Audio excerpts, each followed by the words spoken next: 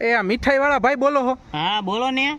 બીજું ઠેકા આટલી રાયડું તો નાખો માં. અરે એવું ન હોય, અહીંયા ઓલો ઝૂલો ચાલુ હોય ને ભાઈ, સંભળાતું ન હોય. બોલો બોલો. અરે એમાં હે એવું આપણે હે ને 50 કિલો જાંબુ લેવાના હે. પણ તમે તો ધીમે બોલો, મને સંભળાય છે.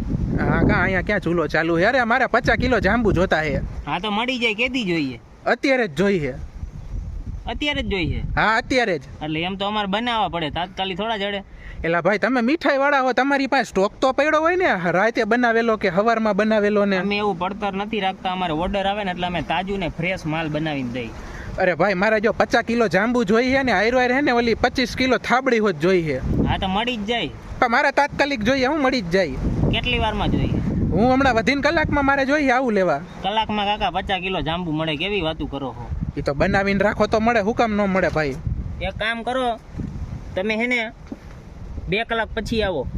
એટલે 2 કલાકમાં જ મારે વેગડી વિહાઈ જાય કાકા, મારે અહીંયા કસ્ટમર રાહ જોવે છે.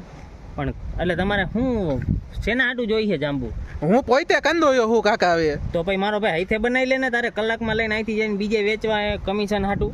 કમિશન હાટું નહીં કાકા, મારે જે બધું બનાવે એની મારા માણા નથી આવ્યા, હું તો માલિક હું.